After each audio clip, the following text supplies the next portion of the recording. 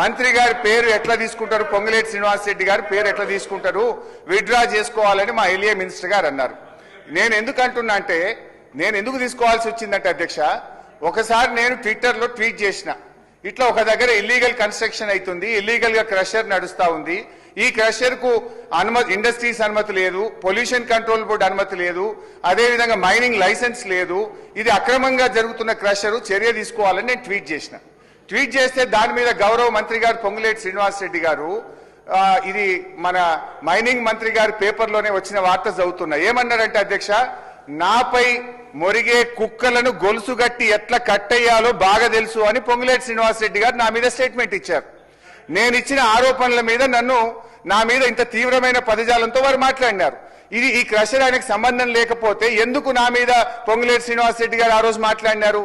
So నా మీద పొంగులేటి శ్రీనివాసరెడ్డి గారు ఆ రోజు ట్వీట్ చేసినప్పుడు మాట్లాడినప్పుడు నేను కూడా ఏమంటున్నా, పారదర్శకంగా మీరు ఎంక్వైరీ చేస్తామన్నారు కదా, వారు ప్రభుత్వంలో మంత్రిగా ఉంటూ ఎంక్వైరీ సాధ్యమవుతుందా? సో నైతికంగా వారు మంత్రిగా రాజీనామా చేసి విచారణ జరపండి.